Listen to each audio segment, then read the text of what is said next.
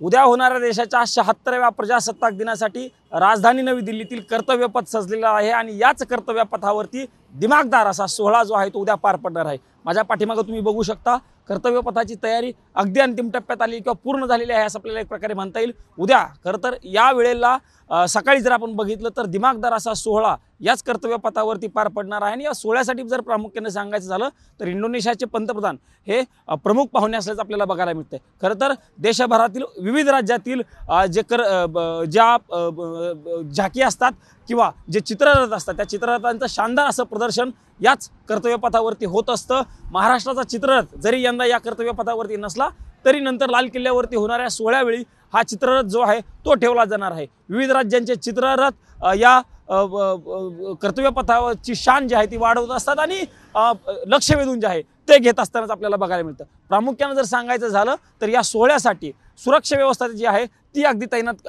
करण्यात आल्याचं आपल्याला बघायला मिळते। प्रामुख्याने जर सांगायचं झालं तर दिल्लीतील जे प्रमुख रस्ते आहेत ते रस्ते उद्या इंडिया गेट आणि या परिसरामध्ये येण्यासाठी बंद असणार आहेत। सोबतच CCTV कॅमेरे असतील याच्या माध्यमातून सगळ्यावरती नजर जी आहे ती ठेवली जाणार आहे। दिल्लीमध्ये जे लोक येतात त्या लोकांच्या सोयीसाठी एक विविध वेगळी यंत्रणा जी आहे ती तयार करण्यात आलेली आहे आणि या सोहळा बघण्यासाठी जे सर्वसामान्य नागरिक येतात त्यांच्यासाठी देखील एक ॲडवायझरी जी आहे ती जारी करण्यात आल्याचं आपल्याला बघायला मिळते। खरं तर इंडिया गेटचा परिसर हा सर्वसामान्य प्रेक्षकांसाठी खुला असतानाच आपल्याला बघायला मिळतं। मात्र मागच्या काही दिवसांपासून जर सांगायचं झालं तर हा इंडिया गेटचा परिसर जो आहे तो सर्वसामान्य प्रेक्षकांसाठी बंद करण्यात आलेला, कारण सुरक्षा व्यवस्थेची लक्षात घेता पोलीस यंत्रणा असेल किंवा CISFची यंत्रणा असेल या सगळ्याकडनं या सगळा परिसर जो आहे तो बंद करण्यात आल्याचं बघायला मिळतं आणि CCTV कॅमेरा असतील किंवा पोलीस यंत्रणा या सगळ्याच्या माध्यमातून उद्या होणाऱ्या सोहळ्यासाठी